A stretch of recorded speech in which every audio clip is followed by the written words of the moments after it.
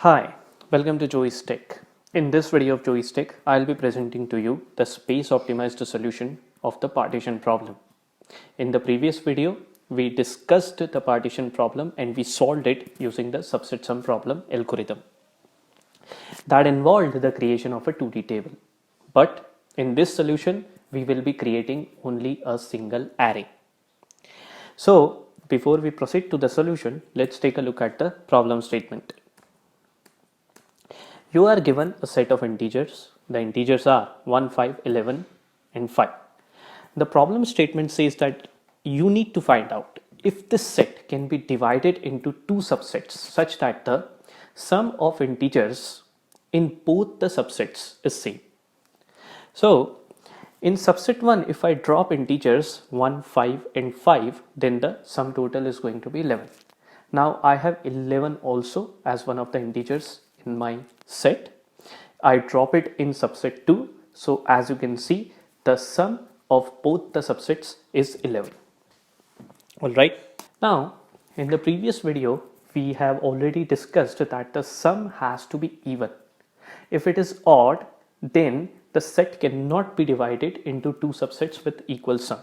So the sum has to be even to qualify for the equal sum partition problem.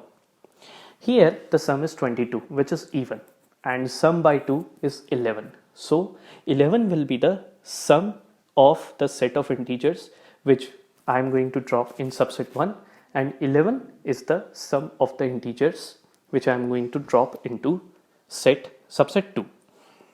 Now we have already discussed that naturally through the magic of math, if there is a subset of integers that sum up to 11, then the remaining integers in the set will also sum to 11. Alright, we have discussed this. So with all this information, let's take a look at the space complexity optimized solution.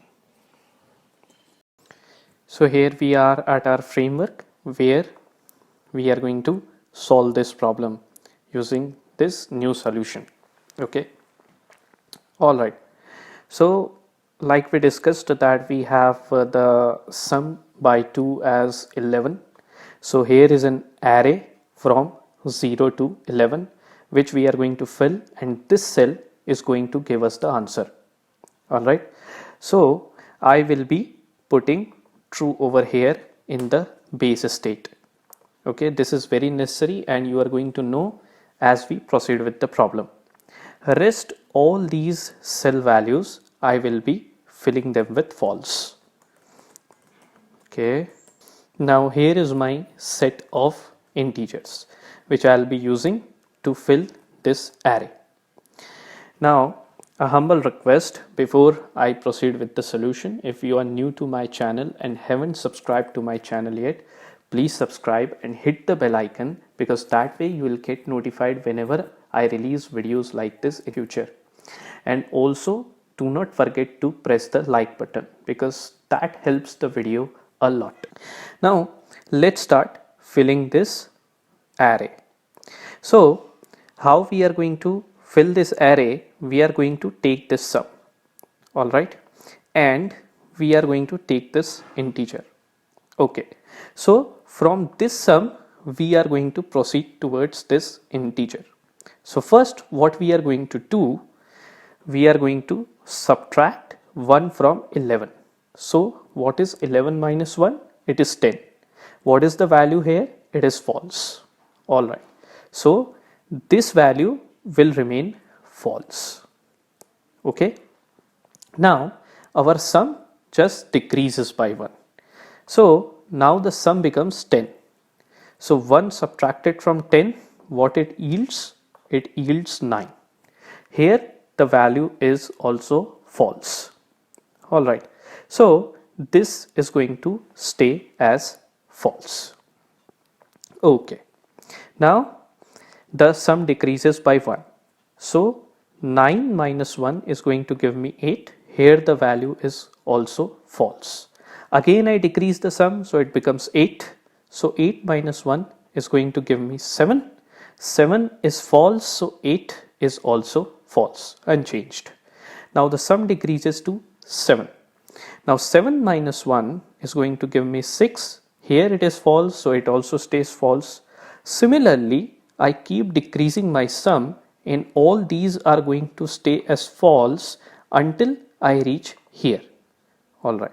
So 1 subtracted from 1 is going to give me 0. So what is the 0? It is true. Now this will make it true.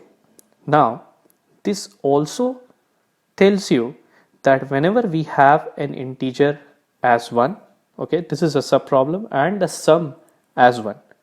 Consider this as a subproblem. So the sum is 1 and we have only one integer 1.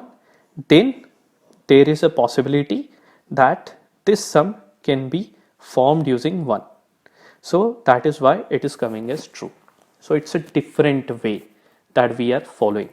This cell is going to be true if there is a subset equal to this sum. Okay, that is what we are doing. Now we move to the next integer. So it is 5.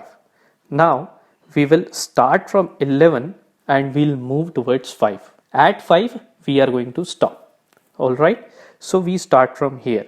Now 11 minus 5 takes me to 6. Here the value is false, so this stays false.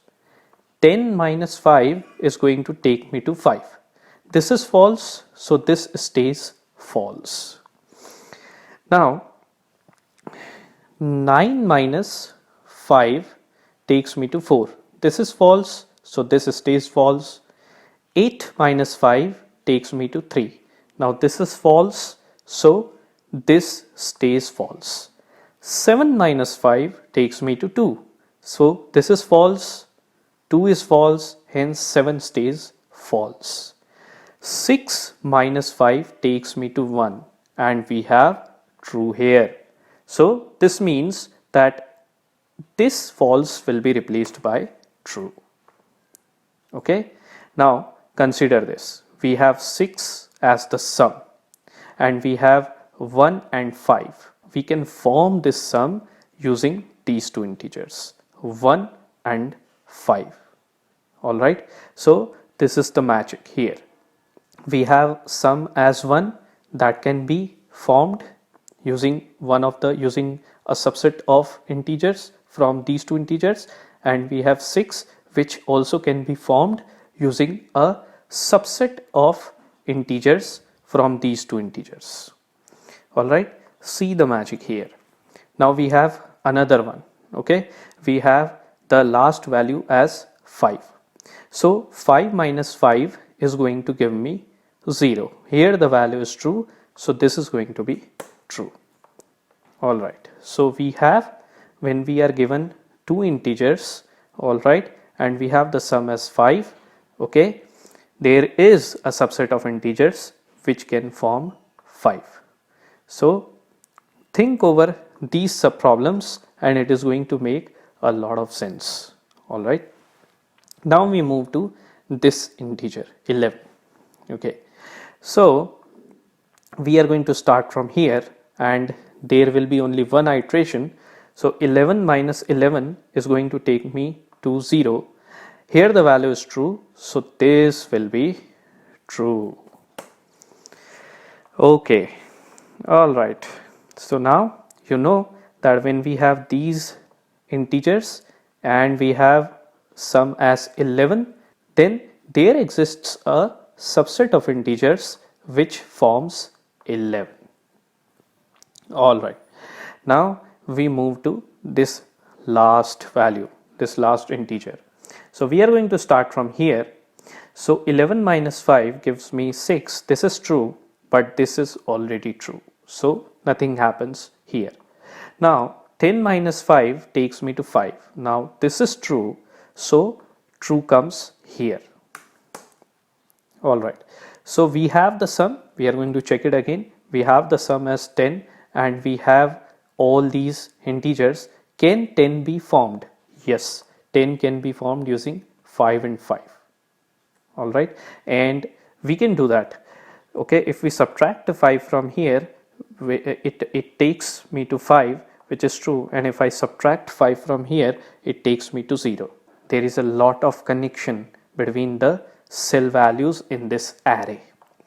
We move to 9. 9 minus 5 is 4, so this stays false. We cannot form 9 from these integers. There is no such subset, and there isn't any indeed. We move to 8. 8 minus 5 is 3. Again it is false, so this stays false. We move to 7. 7 minus 5 gives me 2. Here it is false, so this stays false.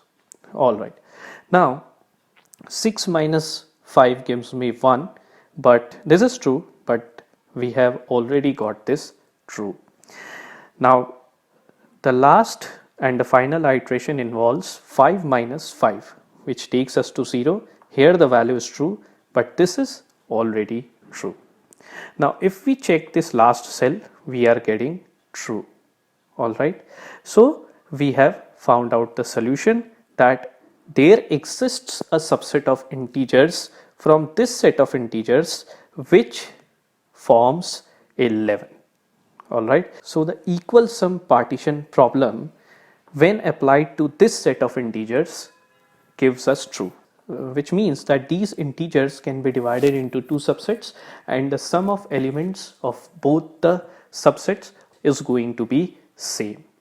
Now let's check the algorithm of this solution. Here is the algorithm. I have gone a little bit technical with this algorithm. Here is the first for loop, and here is the second for loop, which is going to start from the sum value, sum by 2 value, which was 11 in our case, and it was going to the value which we got from the array. If the sum value minus the integer that we got gave us true, then we set that particular cell's value as true. Now the time complexity of this algorithm is going to stay the same, which is sum into n, but the space complexity is going to reduce drastically. So with this, we have come to the end of this video. I hope you enjoyed watching this video. I look forward to help you with programming and algorithms. If you have got any doubts related to this video, then please put them down in the comment section. I promise that I'll answer those doubts within 24 hours. Goodbye. Take care.